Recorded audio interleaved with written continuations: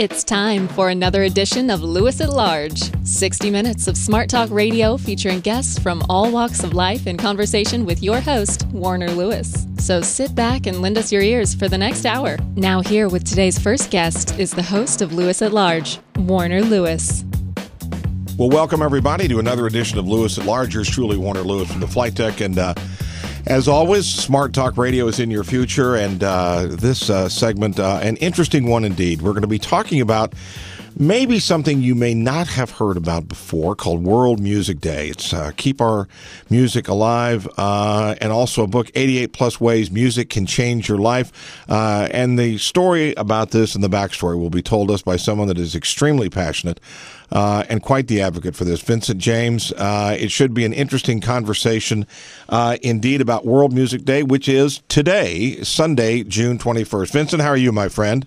Oh, very good, Warner. How are you? Well, I think we're good here. I'm intrigued with the concept of World Music Day. As I say those words, it feels like, well, gosh, I should know what this is, and I should have heard about it for a long time. But again, it's been around for a while, but maybe not as highly publicized as recently. Is that fair or not? Yes, and don't feel too bad, because honestly, until 2 years ago, I had never heard of World Music Day. Okay. And it wasn't until here in Philadelphia I must have caught a glimpse of a social media message coming across the wire about it that I first became aware of it. But it's actually been something that's been going on since 1982 and started over in France and Europe back at that time, and since has grown to over 700 cities and 120 countries around the world. Why World Music Day of particular interest for you, and why are you the advocate? Well, for me, music has always been very important to me, and so much so that last summer, summer of 2014, my wife and I launched a mission called Keep Music Alive. And what we're trying to do is raise the awareness of how important music is in everybody's lives, whether it's the educational value that it brings to the table, helping kids do better in all their other subjects, the therapeutic value that music brings to the table. There's so many different types of therapy that they're now employing music to help get better results. And then just how about our overall happiness? I mean, can you imagine living in a world if we didn't have music or new music? Or imagine if all we ever had to listen to was the same music that was created in the past and nothing new ever came across the airwaves. And Vincent, what about, and again, your connection with the world of music? Share that with our Lewis at Large listeners.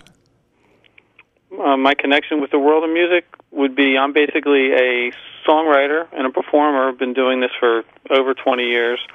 And for many years, I was the love songs guy. I have a website, lovesongs.com. I create custom love songs for couples and families all over the world for birthdays, anniversaries, weddings. And while I was very passionate about that, and I still am passionate about that, I really saw so many things happening in the world of music over the last couple of years that troubled me, and I really thought I needed to do something a bit more with music than just love songs. And that's why the concept of Keep Music Alive was born. Whether it's the cuts in music and arts in our schools affecting music, or the switch to the music streaming business model, whereas artists and songwriters are not being paid like they used to, basically threatening the existence of those very careers potentially down the road, or even the fact that there's so little live venues where musicians can play nowadays, whereas, was not 5-10 years ago, it was easier to go out and try to find venues that would actually hire you to play music, or even let you set up to play for free. And sometimes that's even difficult now, where you can't find locations that will actually let you come in and perform. Do you, I agree with you. Lawrence, Kansas is a college community and has always had a very active live music scene, but it certainly ebbs and flows. And what I'm wondering is, and by the way, I agree with you as far as the difference between an MP3 and what an LP sounds like. Maybe, we might be dating ourselves a little bit. But on the other hand, how much of that is determined, do you think, by the real buying marketplace, so to speak? There's a part of me that agrees with you, is that I think we're missing something because the amount of live music does not seem quite as prolific as it used to be. I think that for whatever reason, and I haven't really put my finger on it yet, and it's probably happened gradually over time, is that people have just gotten used to not listening to live music. I mean, back in the day, and I'm going to go back, even before my time, the 50s and 60s, it was commonplace for live music to be almost everywhere you went out to eat or do something. There was live music. But over time, that has really decreased, and, you'll hear music coming out, music coming out of the radio, the speakers in a restaurant. It's just not the same. And as far as the MP3 versus CD versus vinyl, that ship obviously has sailed. There's nothing we can do about that, and that's perfectly fine. But I think the business model needs to be evolved over time so that the songwriters and the artists are able to maintain, a career. And I'm not talking about the superstar artists. They're obviously going to do fine always, no matter what's going on. But it's the people kind of under the radar that, for the last 30, 40, 50 years, artists at that level, medium level, have been able to have a career in music and arts and share music with the world. But as these changes are coming across the board with music streaming, you're going to see these artists start to drop off because they can't afford to keep doing it. And again, if you just joined us, yours truly, Warner Lewis, of course, from the flight deck here of Lewis at Large Radio. Got a good one going here talking today, June 21, World Music Day, and we're sharing information and getting quite a bit of it from Vincent James. He's a singer-songwriter in his own right back in Pennsylvania, but is making the case here that we need to be much more aware of music in our lives, the contributions that it makes, and we need to be careful, so to speak, to protect it. Everything from how it's distributed to our overall appreciation and passing down, so to speak. What, Vincent, around the world, to the extent that you know, share with us the kind of things that you will be going on today. Well, around the world, in cities, in different countries, you're going to have events going on where musicians are playing, young musicians, kids playing, adults, people well into their retirement years playing as, single musicians, duos, trios, large groups, in some cases made up of, hundreds of musicians or vocalists, doing performances in parks, plazas, different, coffee houses, bookstores, amphitheaters, any different type of place that they were able to have a music event today. And any style of music is welcome. There will be music playing today around the world. What about, too, and again, you're involved, you've got a lot of things going on here. There's the web portal, keepmusicalive.org, volume 2 of 88 Plus Ways. And again, I apologize. Has that been released? It says a release of June of 16. That, actually, are you still working on that, or tell us about that? Well, Volume 1, actually, of 88 Plus Ways, Music Can Change Your Life, was released just 3 weeks ago, okay. June 1st. All right. And so while you're seeing the Volume 2 is we're now looking for stories, inspirational music stories and quotes for Volume 2, and that will be released next June. What about, again, 88 Ways has got, it says 88 Plus Ways, filled with over 150 inspirational stories. Share one or two that of your particular favorites of those. We'd really like to hear that. Oh, sure, absolutely. We have a gentleman whose mother had an advanced case of dementia and Alzheimer's, and basically to the point where she, her head was always down. She was in what you would refer to as a catatonic state, and she could basically be led around to whatever needed to be done, whether it was to eat or to the restroom or whatever. But she really didn't interact with anyone, either in her family or in the facility she was at. And her son, on occasion would take her out of the facility and, just basically take her when he had errands to do for other things. He would have her in the car. And she had been in this catatonic state for, I think, at least a year or two. And on this one particular day, he was driving, and his mother was in the passenger seat, and, her head was down. And, he would talk to her, and, no response, nothing. And then just out of the blue, he just started singing this old song that was familiar from his childhood that I believe his mother had taught to him.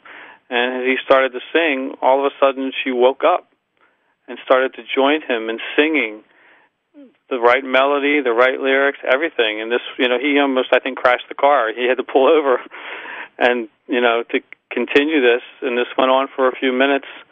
And then, when he stopped singing, she just went back to the way she was before, prior to that.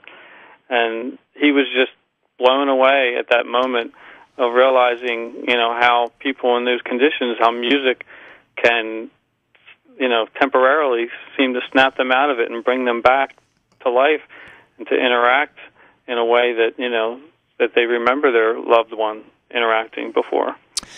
Vincent, in the book, you've got, again, all these dozens and dozens of stories, including some from, so to speak, music celebrities, Simon Kirke from Bad Company, all the way to Rose Kingsley from a Metropolitan Opera singer, and ballerina Bobby Kimball from Toto. Tell me, how did those stories land on your desk, and tell us about those? Well, I have to tell you, it wasn't easy. When we started out, we actually reached out, not just to celebrities, obviously, but we reached out individually to over 6,000 people around the world, musicians, artists, songwriters, music teachers, and music fans everywhere, looking for their music story that they would possibly like to share. And as part of that, we probably reached out to 300 or 400 different music celebrities, and we were just very, very fortunate and blessed that there were a number of them, and in some cases their people, their publicists, their agents, et cetera, that responded to us that they were interested in sharing a story. So we developed a dialogue with them back and forth, and we either did an interview with them, whereas we put together a story and had them review it and approve it, or they actually sent us the story as is, and we were able to print it just the way they originally sent it. And again, we were just so very happy that there were a number of musical celebrities that were interested in sharing their story for this cause. Again, we're with Vincent James, and we're talking about World Music Day, which is today around the world. Started in 1982 in France and has grown worldwide. And we're also talking about 88 plus ways music can change your life. Again, with Vincent James, songwriter and singer in his own right. Let's, if you would, Vincent, again, I don't want to take our eye too much off the ball of World Music Day, but this is all kind of together. There is a donation program specifically with 88 plus ways. Share with our Lewis at Large listeners, if you would, how that works and the intent behind that. Okay, yeah, absolutely. So what we're doing is 50% of the gross revenue that comes to us from the paperback book sales and e-book sales, anything to do with the book, we're donating back to nonprofit foundations that themselves, they're already set up to donate music instruments and music lessons to schools and communities that really need them. And initially we've selected 3 nonprofits to receive an even split of that. Initially, we have Mr. Holland's Opus, Spirit of Harmony, which is Todd Rundgren's foundation, and Guitars in the Classroom, which is a group out of California doing wonderful work all over the country. And once we've reached a certain threshold of sales, we're actually going to select 3 new foundations to receive funding, again, from Volume 1. And altogether, we're hoping to select 12 foundations to benefit from the book sales of Volume 1 for as long as that volume is in print. So, as of now, you got to be feeling pretty good about things. Yes. We're a bit on top of the world. We had to take a little breath when we got the book. We gave birth on June 1st to the book, and I'm sure it doesn't really compare to actually giving birth. My wife will remind us all of that, I'm sure. But it felt a little bit, I think, even to her. She's my partner in this, Joanne, in getting the stories and editing the stories and putting the book out. It was definitely felt like giving birth. And we took a little slight breath, and now we're kind of gearing up and starting to get the word out about the book and try to reach as many people as we can. What about, we talked earlier in the conversation about the concern of, is music getting its due? It seems like a lot of the distribution systems seem sort of sterile in their delivery. Right. The other side will argue, no, wait a minute, dial back 20 years ago, sure, you had LPs, and you had to have a record player. There was no internet distribution in any real way. This way, 3 guys in a little garage band or in their basement can suddenly have their music heard around the world with a keystroke. What do you say to that? And I know this isn't an argument, but surely we appreciate that distribution as well. Yeah, absolutely, Warner. You know what? And I am 100% for the ability to do what we can do today. I love it, and I think it's great. I think what's changed or evolved here is that because of this electronic means of being able to get music and share music, is that people growing up today, kids growing up today, don't really value music. I mean, when I grew up, when I wanted to have a song that I could play anytime I wanted, I have to save my allowance money, my paper route money, go to the store and put my money down on the counter and trade that hard-earned cash to get that record or that tape or that CD.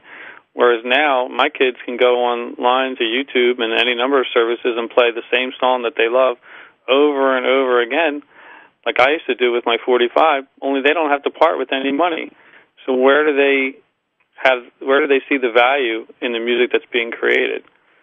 So somehow, we have to try to find a way to build up the perceived value of music so that the business model of the streaming can evolve to the point where the artists and writers can be supported. Well, it is a interesting twofold thing you've got going. You got more than that going, I recognize, but I love counting. yeah, indeed. Again, let's slowly go through here in a quick review. Let's start with 88 Plus Ways. How can people find out more information about that work, and tell us about a website associated with that? Probably the best place would be at keepmusicalive.org. is where we're going to be launching the full portal in about a week. But you'll always find information there about the book, and of course you can always search the book on Amazon and also BNN or BN.com. It'll be available too in about a week. And then what about, again, World Music Day being celebrated today around the world? They can definitely find out stuff about that at makemusicday.org, because World Music Day, they have another name for it, which is Make Music Day, and that's the name of their URL, makemusicday.org. Well, I really appreciate you coming on today and sharing this story with us. And again, we feel bad. 1982, it's been around, but it has not been on this show until today. And thank you so much, and good luck, certainly with 88 Plus and the other work that you do. Very much appreciate it. Oh, well, thank you, Warner, very much for helping us to share the word, and you guys have a great day. You bet. We'll be back with more right after this on Lewis at Large.